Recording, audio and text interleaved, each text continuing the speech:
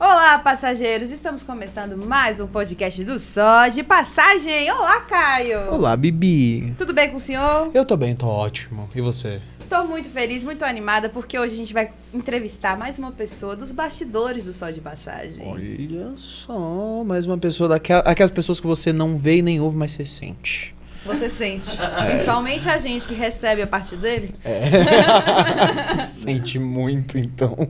Sente muito. Então, quem que a gente vai entrevistar hoje, Bibi? Uma salva de palmas para o Barreira!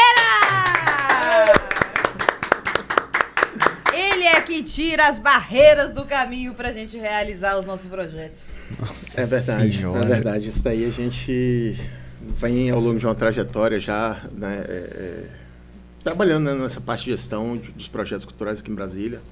Não só de Passagem, mas de vários outros projetos, e tem sido bem desafiador e, ao mesmo tempo, bem interessante. Então, e aí, Fábio Barreira, conta pra gente um pouco da sua história, quem é você? Nasceu em Brasília? Nasci em Brasília, nessa trajetória aí já são quase 20 anos, né, de projetos culturais e tal, e a gente, eu saí da parte de, tem a ver, né, eu trabalhava muito com evento, né, e aí saí dos eventos e fui para o projeto cultural, né, porque eu já tinha um plano de, ao longo da minha trajetória, de, envelhecer, de ter um pouco mais de saúde, mas fracassei, né? Porque o projeto cultural é mais enlouquecedor ainda. Ambiente de cultura não é ambiente de saúde. Exatamente. Não se misturam. Por isso tem um ministério para cada um. Exatamente. E aí a gente foi trabalhando, e ao longo dessa trajetória aí a gente tem alguns cases que são bem interessantes. E como que foi o início? Você trabalhava com eventos? Como era o seu trabalho com Então, eventos? eu comecei lá desde a época. Na época a gente tinha as Sub-17 aqui em Brasília, então a gente comecei como promotor, depois fui para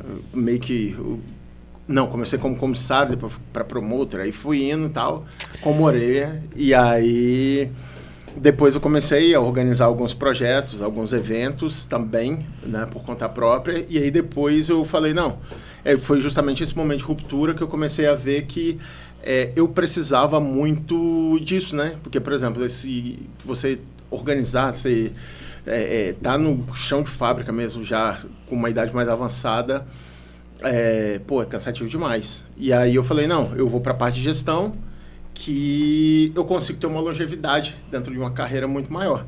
E aí, a partir daí, eu comecei a trabalhar com gestão com 20 anos, né? Porque eu comecei cedo, Meu Deus, você era promotor do Sub-17, sendo Sub-17? Os caras usavam as pessoas. Pô, você tem que conhecer o teu público. Posso só fazer uma pergunta rapidão, mano? Claro. Que é uma curiosidade que eu tenho, assim, há alguns... Não é nem curiosidade, é uma dúvida. Uns anos já. Que porra é um promotor? Que porra é um comissário? O que cada um faz? Qual que é a diferença? Então, o comissário é o cara que vende. É só o vendedor de ingresso. Ingresso é a comissão. Exatamente. E aí, na época, era, sei lá, a cada 10 ingressos você ganhava um, e aí com esse um... Pode puxar o microfone, pô. E aí com esse um você podia vender, sacou? Também, se você não tivesse interesse no evento. Então, sei lá, você vendia 50 ingressos, ganhava 5, um era seu e 4 você podia fazer dinheiro com ele. Isso era o comissário. O promotor já é meio que o chefe dos comissários. Nossa, a sua comissão do ingresso era o ingresso? Exatamente. A gente, tá vendo? A vida não era fácil. Venda 50 ingressos e ganha 5. Porra, troco em bala, né, mano? Exatamente. Então aí eu falei, tô enriquecendo muita gente. Aí eu falei, agora eu quero começar a organizar, promover as coisas e tudo mais. E aí o promotor era o chefe dos comissários. E aí, depois disso, eu falei, eu também não quero isso, porque eu acho que precisa... tem como melhorar ainda, né? Tem como... Claro, né? Vender 50 para ganhar 5, tem que melhorar muito. E a vida, né? E aí eu resolvi... vamos fazer. Vou começar a enveredar nessa área de projeto mesmo, do projeto cultural. E aí eu acabei começando a estudar muito sobre isso, e aí começou a vir uma enxurrada de projetos culturais aí que a gente foi desenvolvendo ao longo desses 20 anos. Saquei. Um dos primeiros foi qual, lembra? Primeiro Como você projeto... começou? Cara, o primeiro projeto que aprovado, a gente teve uma trajetória muito grande com a Lost in Hate, que era a banda do Fábio, do Fábio chegamos Alexandre. no assunto do Lost in Hate. E a gente Tô falando, Brasília começa e termina na Lost in Hate. e aí depois, além da Lost in Hate, também em paralelo, a gente teve um outro projeto que foi o Parada Musical, né? Que a gente também fez, né? Ele começou como Space Dance, que foi um festival, como eu era muito novo, que era um festival de revelação de bandas em Brasília. E aí ele migrou para Parada Musical, e aí também a gente conseguiu também até uma notoriedade na época, que foi bem legal, assim, a gente virou referência para jornal, assim, para imprensa, essas coisas, para quando eles precisavam, tipo, banda team, banda não sei o que e tudo mais, tal, dentro desse segmento a gente conseguiu desenvolver bem. Que legal, você tinha quantos anos? Isso aí eu já tinha 20, 21. Nossa, bem novinho. A gente tá atrasado pra caralho. Eu tô falando. Comecei cedo. Isso daí foi muito bom. Assim. Já na parte de gestão, de escrever projeto, já estava escrevendo projeto? Já estava escrevendo projeto, já. Foi o primeiro FAQ, a gente aprovou em 2013. 2013, a gente aprovou o primeiro CD da Lost in Hate e a gente aprovou também o Parada Musical. Foram 2 projetos que foram aprovados e que a gente desenvolveu e foi bem legal, assim. Era um projeto... Parada Musical era um projeto de circulação, né? Então ele rodava várias RAs aqui de Brasília, e o da Lost in Hate foi o primeiro CD também dos meninos que a gente fez. Então, a gente desenvolveu. Muito chique. Você trabalhava na GRV nessa época? Não. Você foi trabalhar mais na frente? Fui trabalhar um pouquinho depois. A partir desse case, aí eu recebi o convite lá do Gustavo, e aí eu trabalhava também justamente só nessa parte de projetos lá. Aí, na época, ele tinha a FMI, que era a Feira da Música Independente, tinha um festival universitário, tinha alguns outros projetos, e aí eu trabalhava mais focado... Especialista em projetos, você diria. Exatamente. Lá na GRV foi como projeto. E aí depois tive também uma trajetória curta lá, porque eu sempre fui meio lobo solitário, assim, e aí a gente... Foi o quê? Uns 6 meses, mais ou menos, na GRV, e aí depois eu enveredei, não, vou fazer por minha conta própria mesmo. E aí... desde então, sempre carreira solo, seguindo essa trajetória. Mas foi muito bom, assim, foi muito bom a experiência, foi bacana. Foi uma história. Como que é a experiência de trabalhar nisso, cara? É uma emoção a todo momento, né? E até mesmo porque que acontece? Hoje, a cultura, principalmente aqui em Brasília, a gente trabalha... A gente não tem tanta história de patrocínio direto, né? Então, patrocínio direto meio que esquece. Então, hoje a gente trabalha com o termo de fomento, que são as emendas parlamentares, né? Que, na verdade, é uma forma que o Estado tem para ele delegar a uma instituição o que deveria ser competência dele, né? Então, porque lá na Constituição, como fala que todo mundo tem direito a cultura, lazer, saúde, segurança, tudo isso. Então, o Estado ele acaba delegando para uma OSC, inclusive, o Só de Passagem é um termo de fomento, que é isso, o acesso à cultura à comunidade de Sobradinho. Então, aí, termo de fomento. Temos o Fundo de Apoio à Cultura, que hoje é proporcionalmente falando, é o maior fundo de cultura do país. Aqui, isso daí foi uma questão até mesmo visionária nos anos 90, que Brasília teve, e até hoje ele proporcionalmente... Brasília tem o maior fundo de cultura? Proporcionalmente, sim. Então, assim, per capita é onde a maior quantidade de dinheiro é investido no país, sim. Não parece. Em termos de faturamento de numérico, né? Aí não, aí São Paulo, Rio, essas cidades, eles ultrapassam Brasília. Mas per capita, sim. Então, hoje a gente tem essa questão do fundo, e hoje a gente veio depois, né? Isso já veio nos anos 2016, 2017. Aí a gente teve a Lei de Incentivo à Cultura, que é a LIC. E aí a LIC é uma relação meio público-privada, né? Que você se assemelha mais à Rouanet. O poder público, ele gera isenção, e aí agentes culturais, eles acabam pleiteando por meio de projetos também, e essa parceria com instituições privadas para que patrocinem em troca dessa isenção. Então, basicamente, hoje, em Brasília, nós temos essas 3 grandes ferramentas de fomento à cultura. E aí eu fui me especializando em cada uma. Hoje eu estou mais na área de fomento, mas eu já tive muita aprovação em FAC. Mas também em virtude de quê? De que o próprio mecanismo ele acaba sendo mais dificultoso hoje para aprovação em FAC e etc, etc, etc.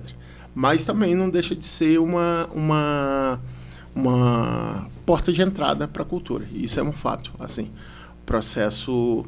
E, além de tudo, por exemplo, a cultura, principalmente, ela é urgente, né? Ela é muito...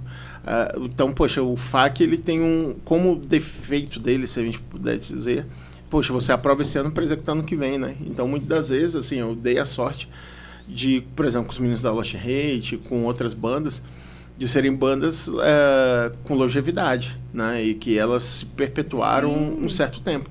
Mas já tem casos aí, por exemplo, a banda aprova um ano o FAC e no ano seguinte a banda acabou, entendeu? E como que faz então, com o FAC? Aí devolve o dinheiro ou não faz, né? Então, ou a banda volta, acontece a volta de um hiato. Remember do FAC. Exatamente. Alô, baterista, eu sei que a gente tá brigado, mas acabou de cair 20 mil na minha conta. Exatamente. Então aí a gente acaba tendo essas situações. Mas... é isso. Então, e como que você chegou na gente do Só de Passagem? Cara, isso daí foi uma história muito massa. Foi o aniversário de um amigo, né? O Lucas. Aí a gente estava na casa dele, ele falou assim, pô, você conhece lembra dos compadres? Eu falei, pô, os compadres, o Braulio, eu sou velho, mas o Braulio é mais, né? Então aí eu falei, pô, eu almoçava vendo os compadres. Mentira, aí você... Ele foi no aniversário do Duque. Ele já conhecia até o papai pelo trabalho dele. Sim, exatamente, eu conhecia. Aí a gente chegou, aí o Lucas, não, vou ligar lá pro Braulio. Aí ele ligou e aí eu conversando com o Braulio, a gente deu match já na hora, assim. Aí ele falou assim, não, eu tenho um projeto, aí contou o projeto e tudo mais e tal. Ele é apaixonado lá no início, né? Aquela paixão de quem ainda não tinha executado. Não tinha executado nada. Exatamente. A inocência no olhar. Exatamente. Aquele, né, totalmente, né, poliano, né? Aí a gente conversou poliano. Totalmente. Pô, ele lá, totalmente romântico, bonitinho e tal. E aí ele conversou e ele falou, pô, eu precisava de alguém para me orientar e tal. Aí eu falei, não, topo. Aí a gente executou a primeira temporada, que foi com recurso próprio e tal, né, orientando, passando todas as dicas para ele. E aí, a partir de então, nesse ano, a gente teve esse fomento, que foi muito legal, assim, e deu uma movimentada bem legal, né, para a cidade de Sobradinho. Acho que Sobradinho 1 e Sobradinho 2, acho que foi bem interessante. Fez um estraguinho bacana. Fez.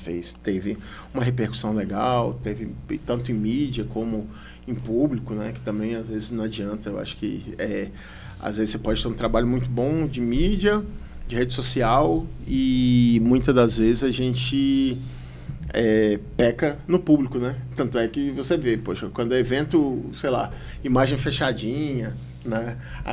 Pô, isso é truque de quando tá vazio, né? A galera tem uma expectativa, tem uma estrutura, uma puta estrutura e tal. Uhum. E aí as imagens são fechadinhas e tudo mais. E o Só de Passagem a gente já teve a maior demonstração que, poxa, principalmente Sobradinho 1, que já carrega a bagagem de 2023, né? Exatamente, que foi muito legal.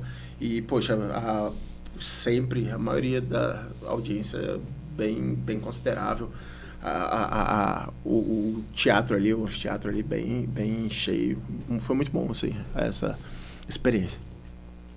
Então, ai, que bonitinho, velho. Mas não é a sua primeira experiência com música, né? Já teve Lost in Hate, longa trajetória. E o União Underground? Conta pra gente. Então, União foi lá, lembro, no Parada Musical, a gente falou, pô, o nome é massa, mas assim, a gente é muito popular e ao mesmo tempo a gente sofria com esse problema, né? Que o FAC até hoje, ele era um projeto FAC.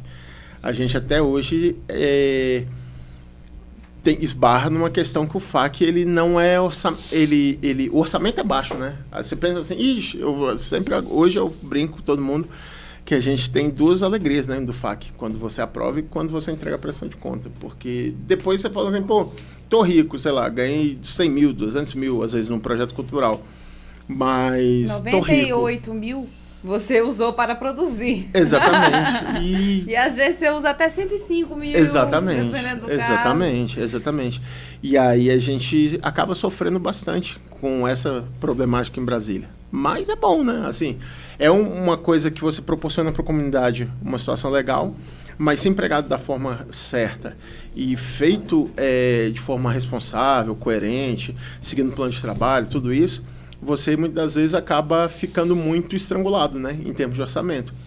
E aí, muitas das vezes, a galera acha que resolve todos os seus problemas com o FAC e não resolve. E aí a gente chegou e falou, pô, o nome Parada Musical, ele é extremamente popular, mas, pô, velho, a gente não tem grana para trazer artista, porra, conhecido como uma parada musical. Né? Que antigamente chamava assim, né? Os hits, as paradas, assim, era parada musical. E aí a gente falou, pô, a gente precisa pensar num projeto, num produto que é voltado para esse público, para o público mais alternativo e tal.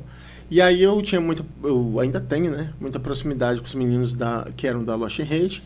E eles falaram assim, pô, por que a gente não pensa num festival mais para o público underground? E aí a gente trouxe União Underground como um festival, né, que comemorou, eu acho, o primeiro União Underground, ele comemorou o aniversário do vocalista do Giggles, que era da Lost in Hate. E, poxa, a gente ali atrás, onde é o Birosca hoje, né, ali atrás do Sina, poxa, ali ficou abarrotado. A gente fez uma estrutura bem legal, conseguimos. E levamos a cultura. Exatamente. E levamos a cultura para um lugar que é extremamente marginalizado, né? Que é o Conic. Hoje, agora, está mais hypadinho, está mais legal, né? Então, uma parada mais... Mas ainda é perigoso. Mas naquela época, não. Naquela época, o Conic era o quê? Eram as igrejas evangélicas e... Pô, até pra você ter uma ideia, até o cinema pornô já tinha saído de lá. Agora que falaram, voltou. Voltou a chanchada lá? Ai, voltou, mas até naquela época, até o pornô não tinha aguentado o Conic. Né? Tava tão marginalizado que o pessoal falou, não, aqui tá pesado demais pra gente. O Conic é tenso, velho. Então, e aí a gente... Conic é tenso. Conic é um lugar que você anda, assim, alerta. Porque são vários labirintos, né? Ali é muito louco. Pô, cara, é um bagulho... Conic é bizarro. Eu ando mais de boa na Santa Maria à noite que no Conic. Não, ali é bem pesado.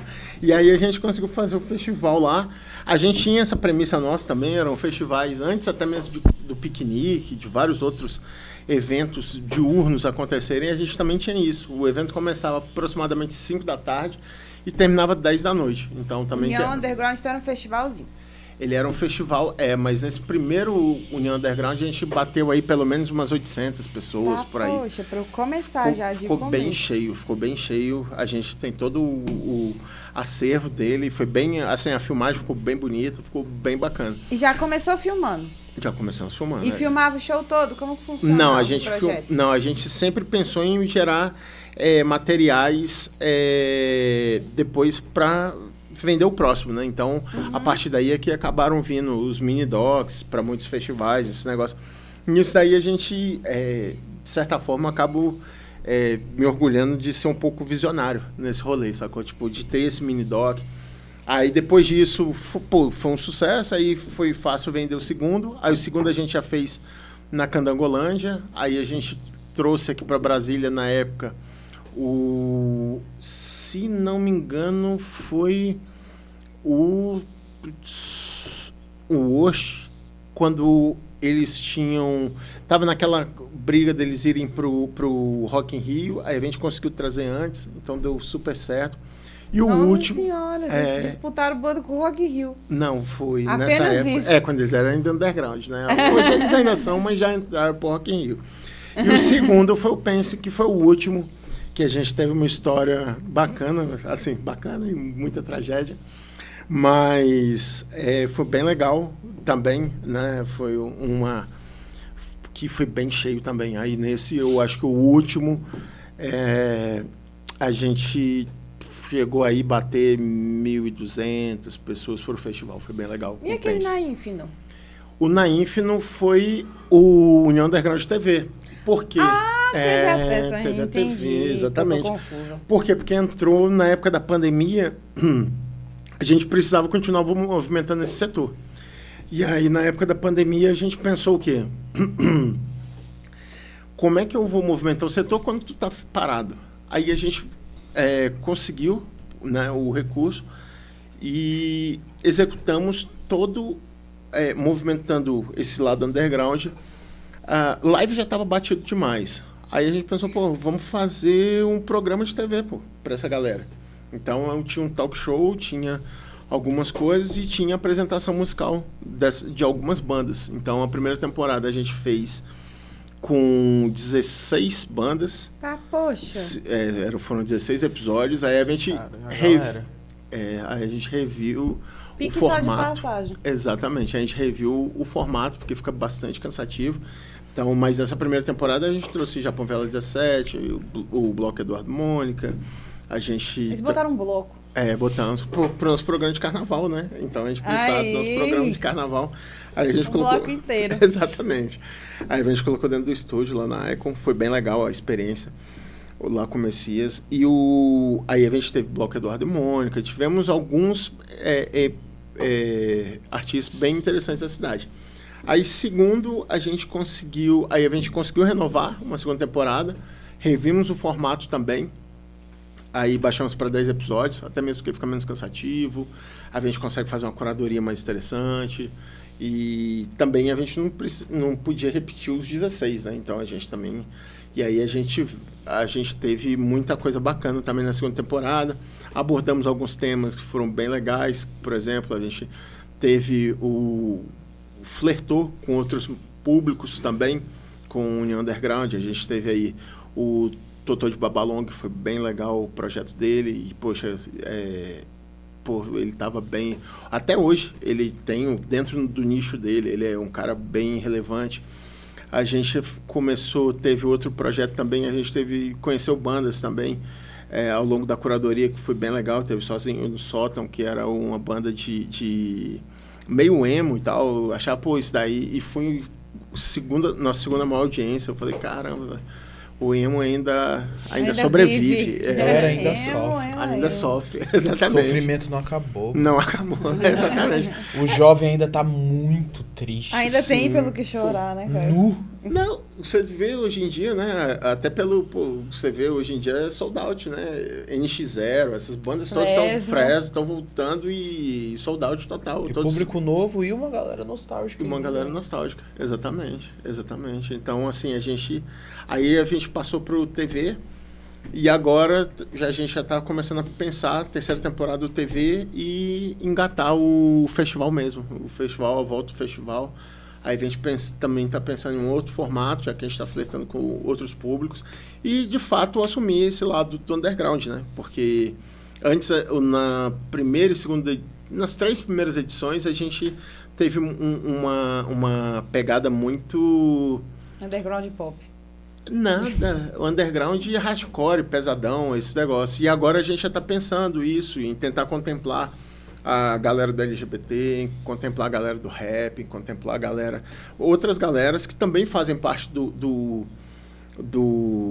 underground, mas que muitas vezes ficam em segundo plano, né? Ou ficam muito dentro de um gueto. E a ideia é a gente... O nome mesmo, a união, exatamente. É fazer um festival mais plural, né? Mais amplo, mais... que atenda a várias tribos, assim, basicamente. Então, aí foi isso. Então, assim, ao longo da trajetória, a gente começou mirando em uma coisa e foi vendo outras necessidades e foi adaptando. Então, é sempre essa mutação, assim, digamos assim. E o União Underground, ele tá em hiato? Ele está em hiato, mas a gente já tem plano de voltar para o ano que vem para a gente cumprir essa agenda. A gente tem também alguns projetos já aprovados e a gente vai cumprir e vai tentar fazer da melhor forma possível, assim. Mas já vendo, de acordo com esse diagnóstico, né, que a gente teve, quais são as coisas, o que a gente pode trabalhar em cima disso, o que a gente pode atender, né, dentro dessas demandas. E o projeto MTV? Nas escolas, MTV nas escolas, não é? Isso, o MTV. O MTV, na verdade, isso daí também foi com o Fábio Alexandre, né, que também estava aqui em bate-papo com você, teve bate-papo com vocês. A gente viu assim, pô, cara, o mercado de Brasília é muito bacana, a gente tem essa necessidade do audiovisual, né? A gente tem essa necessidade, ele é bastante famoso, porque, poxa, se a gente for para pensar, por exemplo, o Festival de Cinema de Brasília é o terceiro maior do Brasil, né? Ele pede para Gramado e eu acho que um no Rio, se não me engano. Então, assim, ele Estamos acima de São Paulo? Oi? Estamos acima de São Paulo? Porque São Paulo não tem um festival, né? Pois não, tem que o Campo não Jordão. façam, Não, é o segundo. Que não façam. É o segundo, o Campo Jordão é o segundo, bem lembrado. Então, Brasília, quase, cara. Aí, ó. Então, a gente tem Gramado, Campos do Jordão e Brasília, assim, como relevantes mesmo, assim, dentro do mercado audiovisual para grandes produções, né? Então a gente tá acima do Rio. Do Rio, sim. Aê, cara! DDD 61, pô! Não, isso. E aí a gente... É muito legal, assim. E aí a gente falou, pô, a gente tem essa demanda, mas só que, poxa, toda a porta de entrada para o audiovisual é videoclipe, né? Porque, poxa, as produções, assim, a não ser quando são curtas, ou o rolê bem caseiro, né? Bem, assim... Bem trash. Bem trash, assim. Aí, porra, tem uma pegada, beleza. Mas só que toda a porta de entrada para o audiovisual é videoclipe, né? Porque você consegue fazer barato e você consegue, às vezes, se vender. Você vende para um cara, por exemplo, uma banda, você fala assim, pô, velho, sei lá, um exemplo, tá? Me vê 500 conto aí pra fazer o clipe da tua banda, velho, não sei o quê. Aí o cara lá, porra, a banda são 5 pessoas, cada um dá 100 conto, não sei o quê, ou cada um dá 200. Então, assim, esse mercado acaba gerando mais rápido. E aí, de acordo com essa necessidade... E agrega muito valor pro músico, né? Exatamente. Você tem um clipezinho pra tua música, faz uma diferença boa. Até mesmo porque hoje em dia, lógico, na época que ele começou, a gente não tinha Spotify, não tinha nada disso. Mas, por exemplo, mas eu acho que até hoje, pô, o streaming vídeo, Spotify, né? Roda vídeo. Ele migrou, né? lá, ele exatamente, a animaçãozinho, um videozinho, exatamente. E aí a gente começou a ver, mas naquela época só tinha o YouTube. E a gente viu que, poxa, muitas vezes, não sei, você que é da área de tecnologia, você sabe falar melhor, mas só tipo, por exemplo, muita gente entrava no YouTube para ouvir música. Isso ainda acontece muito. Sim. Exatamente. Muito. Exatamente. Então a gente começou a ver o quê? Cara, vamos pensar num projeto, pô, as plataformas de streaming são cada vez mais, porra, em alta, principalmente na época. O MTV, ele começou em 2016, 16 para 17. Então, estavam muito em alta e a gente falou, não, vamos aproveitar esse momento também, se adaptar ao mercado. E aí, nessa daí, a gente apresentou o projeto, começamos em escolas, também começamos com banda de rock, começamos com Verdade Anabela, depois a gente foi pro Darchan, daqui de Sobradinho, e aí a gente falou assim, não, a gente tem que dar uma guinada, mas uma guinada não por questão mercadológica, aí nesse caso, por questão de logística. Aí a gente falou, pô, que sempre me perguntam isso, pô, agora vocês são um projeto mais voltado para rap? Não, é porque na verdade o rap, ele movimenta muito também. Movimenta muito e tem essa questão de logística, né? O rap, sei lá, normalmente é um cara ou uma dupla, né? Não tem, a não ser o trio, a não ser bandas grandes. E não tem que montar o... Não tem que montar backline, não tem que fazer todos, nada. Porque para fazer um videoclipe, você tem que fazer um mini show, né? Exatamente, tem que exatamente. Tem que arrumar agenda para toda a banda. Exatamente. Aí tem que conciliar pelo menos 4, 5 agendas, né? Então, se você pega uma banda hoje de formação simples... é um perrengue, né? Então. Pô, às vezes os caras não têm tempo para ensaiar, para convergir todas as agendas para os caras ensaiarem. Pô, o rapper não, imagina só precisa dele, massa de cigarro, garrafa de champanhe, ele se vira lá. Exatamente. E quando ele, para ostentar, não leva, né? Ele não leva, ele fala, vem várias notas de 100 impressas. Exatamente. O dinheirinho do Monopoly. Exatamente, vai. E foi muito bom. E a gente também teve... Aí no MTV a gente conseguiu atingir uma notoriedade bem legal, né? Aqui em Brasília, com várias reportagens, inclusive da Agência Brasília, inclusive por esse trabalho desenvolvido nas escolas, que a gente visitou, e a gente também tem, por nossa política, sempre trabalhar com escolas da periferia e para revelar talentos, né? E aí a gente acabou fazendo um negócio bem legal. O MTV hoje já foi para sexta ou sétima edição. Então foi bem bacana, assim, então assim, tem muito projeto que a gente faz. É muito bom fazer projeto para a população, né? Que você vê o retorno na hora. É massa, é muito bom. Você assim. tem um retorno financeiro ali que o governo está financiando, mas é muito... Exatamente. Dá muito prestígio pra gente. Sim, sim. E aí comecei a pegar esse gostinho e aí eu fui pro social. Gostou muito do social, exatamente. Né, Barreira? Aí eu se fui apaixonou. Exatamente. Aí eu fui pro social e aí entrou Flores, entraram outros projetos que a gente tem trabalhado bastante, mas sempre nessa questão da diversidade, né? O União TV veio da União TV. Veio da parada musical. Da parada musical, mas na verdade o TV veio do União Underground Evento, mas na época da pandemia a gente detectou uma nova necessidade, e essa necessidade de continuar, de movimentar mercado, de várias outras coisas. Uhum. E aí também veio o social com Flores, que aí a gente veio a partir em 2000, na época da pandemia, da escalada, né? Dos índices de abuso, feminicídio, de violência doméstica e várias outras coisas que a gente acabou detectando que ao longo da trajetória dessa caminhada toda, que essas mulheres, muitas delas, elas eram mais tolerantes aos abusos porque, poxa... Falta de escolha. Exatamente. Pela questão, além da dependência emocional, psicológica, também tinha financeira. Explica pra gente o Flores. O Flores, na verdade, hoje é uma rodada de capacitações em corte e costura, artesanato, bordado, customização, que na verdade elas acabam garantindo um sustento ou se capacitando para isso, para garantir um sustento e serem menos suscetíveis, né, a esse tipo de abuso, de violência, porque agora porque isso era a maior causa que a gente acabava se deparando, era com isso. A mulher chegava pra gente e falava assim, pô, eu sofro abuso, beleza, mas eu vou fazer o quê? Vou pegar meus filhos, vou morar na rua? Quem bota comida dentro de casa é meu marido, pô. Então, aí ela entrava naquela ideia hoje ele só está um pouquinho mais nervoso, hoje ele bebeu, hoje ele... E aí a gente começa a dar um empoderamento, dar um protagonismo e trabalhar com isso. E aí, a partir daí, a gente veio principalmente com a Juliana, né, a Silva Ju, que era do Telambulante, que fez o trabalho lá a roupa, né, o figurino do Ivan Barão, na posse do Lula e várias outras coisas. Aquela casaca, lembra do rapaz? Sim. Então, o Ivan Barão. E aí a Juliana fez. E a Mel.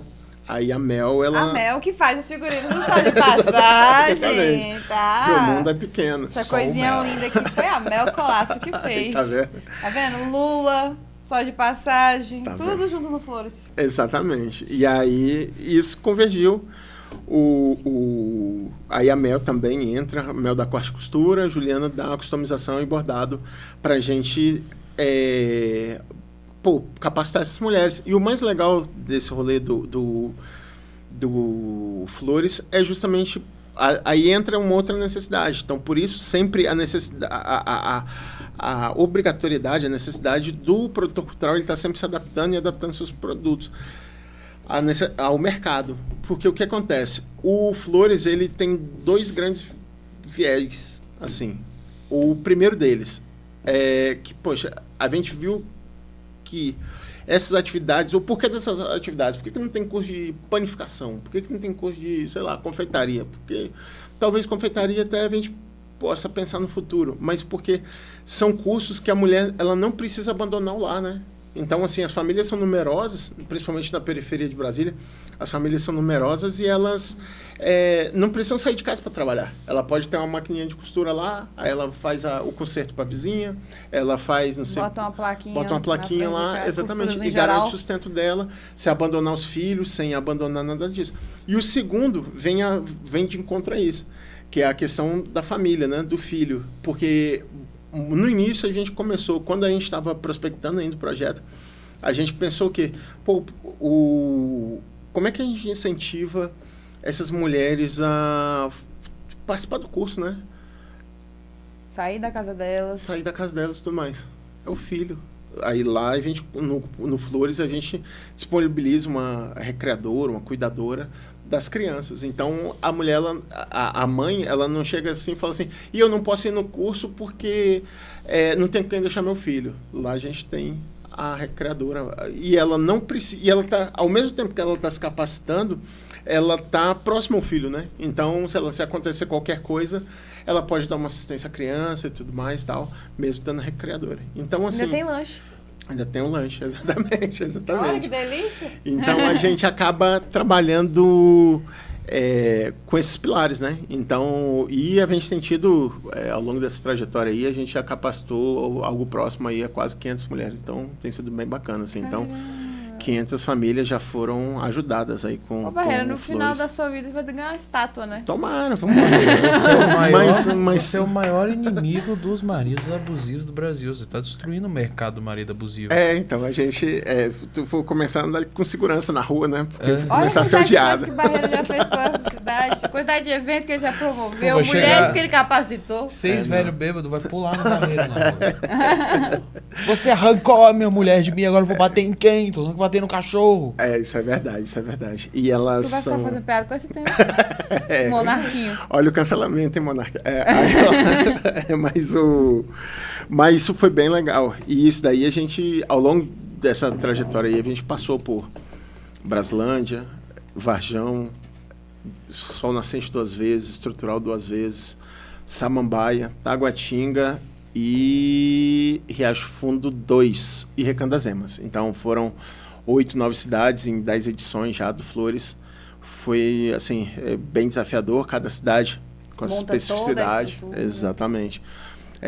Que tem isso também, né? O Flores, ele é um projeto que ele é 100% gratuito, né? Então, nem a agulha a aluna leva. A gente oferece tudo, material, tudo certinho, e tem sido bem legal, assim, é bem compensador.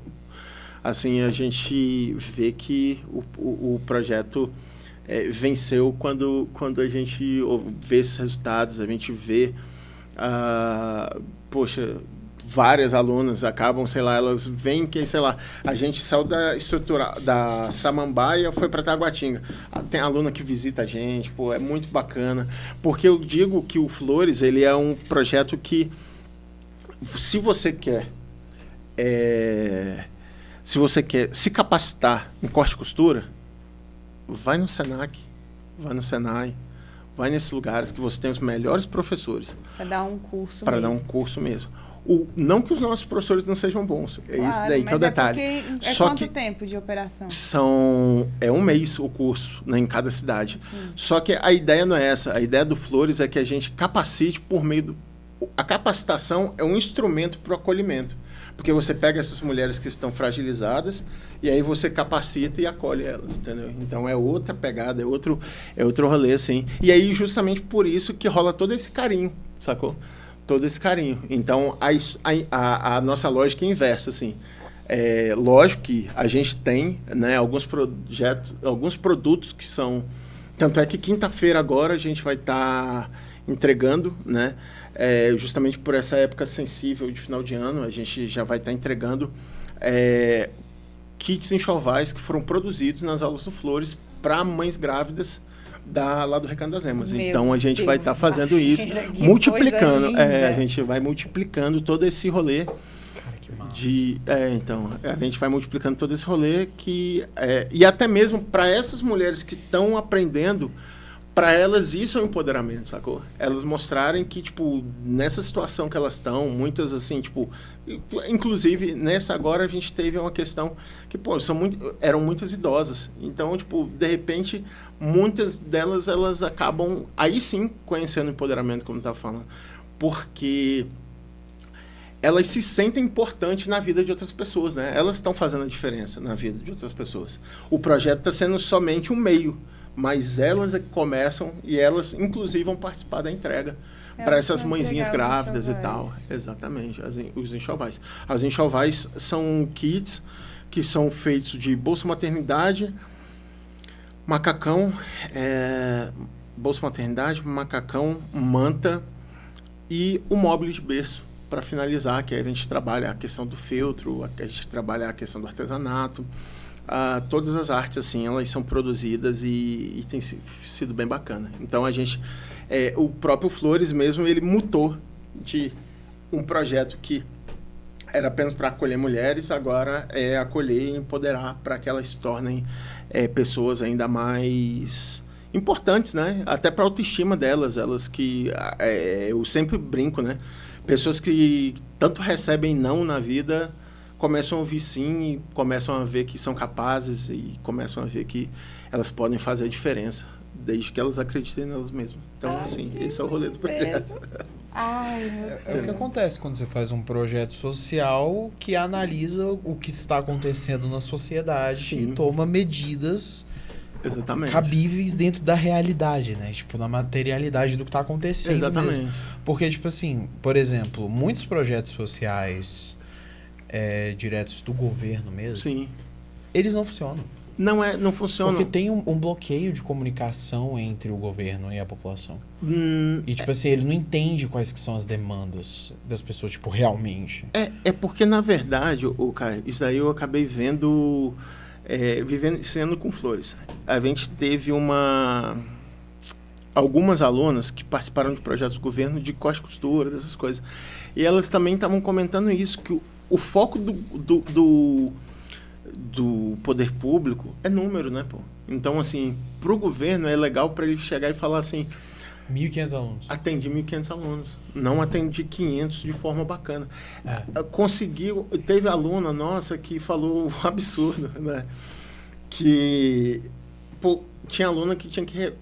Eram 3 alunas revezando por máquina de costura. Então, assim, vamos lá, vamos fazer uma bainha. Fez a tua bainha, agora levanta, a outra vai sentar aqui e tal. E a gente fez 1/3 de aula. Exatamente.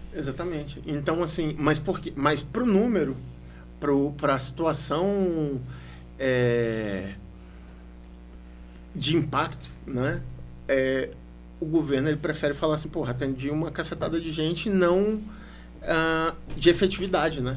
E isso é que tem sido bacana, assim, tipo, a gente tem tido várias demonstrações bem legais, assim, de efetividade. E além da questão do resgate, né, no Flores, que a gente hoje, ao longo dessas 10 edições, a gente hoje tem também no nosso corpo de colaboradoras, né, de professores auxiliares, de monitores, essas coisas. A gente tem 2 alunas formadas no Flores, que o Flores também fez, que é a Leodenir e a Miriam, são 2 profissionais muito boas, muito capacitadas, e que a gente tem mostrado que basta acreditar e que elas vão ser capazes e que podem, inclusive, se tornarem professoras e tal, ao longo da trajetória. Caramba, assim. É isso. Que então, projeto lindo. Então aí a gente amarra todas as pontas e tal, fica bem bonitinho. Bem bonitinho. Olha, a produção trouxe aqui pra gente a camiseta oficial do Flores. Essa foi da penúltima, né? Foi que em todo curso a gente lança uma coleção pra diversificar. Olha que bonita a cidade. Aí a gente monta todas as cidades. Oi, que o Flores já passou. Braslândia, Varjão, Estrutural, Ceilândia, Riacho Fundo 2, São Sebastião, no quadradinho do Distrito Federal. Exatamente. Eu esqueci isso. O mapa, e eu esqueci de São Sebastião, é verdade. A gente passou por São Sebastião. E sabe qual que é uma das coisas que eu mais gosto em relação a Flores? Tipo, fora todo o lance, Sim. né? De, tipo, né? É autoexplicativo, porque Sim. o Flores é bom. Né? Se você ouvir uma pessoa falando, eu acho esse Flores ruim, essa pessoa vai descer de tobogã pro inferno. Mas assim, Vai. É um problema moral. uma das paradas que eu acho mais interessante no Flores, cara, é o nome. Sim. O nome é bom, cara. Sim. Porque você tem a Flor, que remete todo esse lance aí do estereotipicamente feminino, né? Sim. Só que quando você coloca do Cerrado, vai Uma a... flor que sofreu pra crescer. Sim. Cara, sim. vai a... Não, Flor do e outra Cerrado, ela não é coisa. fácil, ela não é Sim. simples. O Cerrado, Ela é espinhuda. o Cerrado é um bioma muito resiliente, cara. Sim. O Cerrado pega fogo todo ano e continua lá. Sim. Normal. São as flores do Cerrado, né? Assim, mais de forma de como bioma, né? Como bioma que a gente for falar, realmente elas superam todas as adversidades, né? Assim, é um negócio muito foda, assim. E aí a gente acaba foi justamente em cima disso. Quando eu tive o insight do Flores, foi justamente pensando nessa questão. No início, o projeto ia ser também, ia ter a ver com isso, ia ser IP de Brasília, só que aí IP de Brasília a gente ia ter um problema muito sério com a atual gestão, né, do GDF, porque a logo do GDF é o IP, né? É o IP. Então, aí eu falei, não vamos para esse lado. Aí eu fui para a ideia do Flores. E aí o Flores, poxa, estourou, foi bem legal, assim. E isso tem sido muito bacana, assim, a experiência, a vivência, na verdade. O Flores, na verdade, é uma grande vivência. Quem visita se apaixona e fica bem satisfeito, porque acontece de verdade. Isso é uma parada que é muito massa. E eu tô sempre. Então, assim, também todo o meu agradecimento aí aos colaboradores, Mel, Ju, Tony, Leudenir, Miriam, Ana Paula. Só mulheres. Gente, é um projeto que tem que ser, né? Tem o Tony de também. mulheres para Exatamente. mulheres. Só mulheres e o Exatamente. Tony. E o Barreiro. Justamente por isso, né? Porque entendem a realidade, entendem o sofrimento de ser mulher, o sacrifício, os prazeres. É um projeto que tem que ser... tem que ter essa sensibilidade, né? Então, a gente, dentro desse trato, né? Eu sofro, tem a Stephanie, eu sofro porque, poxa, administrar muita mulher junto assim é complicado, né? Mas, justamente por isso, porque... É muita genialidade, né, É muito gênio junto, muita coisa junto, mas, poxa, graças a Deus, assim, a gente tem uma equipe muito massa. Cara, querendo ou não, mano, o homem, ele pode se esforçar o quanto que ele quiser, a gente não entende. Sim, exatamente. A gente não entende. A gente simpatiza, a gente conversa, a gente escuta. Exatamente. Mas quando chega na hora do entendimento mesmo, assim, da compreensão, morre na praia. Exatamente. E por mais que você seja um bom ouvinte para tentar captar todas as angústias... você é incapaz. Exatamente. Você é incapaz. Exatamente. É igual aquele esquema. Teve um dia desse que eu cheguei na minha namorada e ela tava puta da vida comigo. Eu falei, meu amor, você quer espaço ou você quer que eu fique com você? Ela falou, os dois. Então, olha aí. Aí você manteve o distanciamento social, né? Eu pulei da ponte, né? Vou fazer o quê? Fez a pandemia. Eu fiquei de máscara do lado dele. máscara. Não, mas foi isso. Então, assim, tem sido bem legal. Tem sido bem legal essa experiência. Última perguntinha aqui, Claro. Só para finalizar por conta do nosso horário, não é Sim. mesmo? Qual a dica que você daria para quem tá começando agora nesse rolê de escrever projeto, de fazer produção? Cara, persista, continue, não desista, sei lá. Eu acho que, assim, o primeiro FAQ... Você não vai ganhar. Não, pode ganhar, né? Que até tem categoria agora, meu primeiro FAQ. Mas, então não tem como... alguém vai ser contemplado. Mas, assim, eu acho que o sucesso, ele vem com a persistência. Eu acho que ele vem com o ouvir muito não para um dia eu ouvir sim. Eu acho que... É bem essa lição do Flores mesmo. Eu acho que... e principalmente isso, você... Nunca é tarde, sacou? A gente trabalha com mulheres de 18 a 70 anos. Enfim, e nunca é tarde para você aprender. É sempre fundamental que você esteja antenado e sensível, observador a essas nuances, essas variáveis de ambiente, e para que você possa ter êxito. Eu acho que é basicamente isso, e que apareça um sol de passagem na sua vida aí para você poder se divertir, né? Porque agora o Flores é a única coisa que me divirto ultimamente, é o sol de passagem, porque o Flores tem demandado muito tempo mesmo, assim. Mas é bom porque acho que tanto para vocês como para mim é um trabalho bem compensador, bem interessante, e é isso. Acho que eu vou lá visitar o Flores para me divertir. Não, aí você vai se emocionar. No sol de passagem. Eu vou emocionar. Pô, mas a Bianca é boa. A Bianca é tão difícil fazer a Bianca chorar.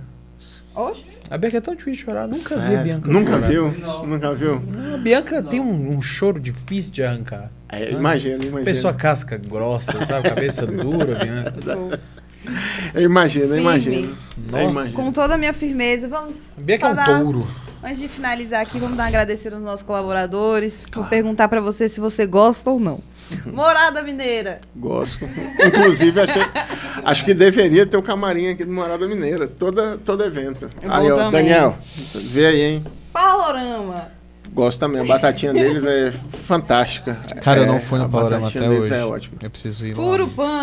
Puro Pano, sim. Agora eu tô fazendo. Eu tô de insider, mas o Puro Pano lá tem muita coisa bacana. Aí, tá vendo? Pizzaria podcast. Podcast destrói a pessoa. Alfredos, porra, eu gosto bastante também. Inclusive, acho que tinha que ter pizza aqui, viu? Tinha que tá faltando, né? Eu e o Caio aqui pra amassar uma pizza. E rede atacadão de farmácias. Gosta de farmácias? Depois da pizza, nada melhor. Um gastrol, um negocinho, né? Pra ajudar a gente. Nesse bom humor, a gente finaliza mais um podcast tendo essa ilustre presença do Barreira. Muito obrigada. Valeu, obrigado. Tchau, galera. Tchau. Tchau.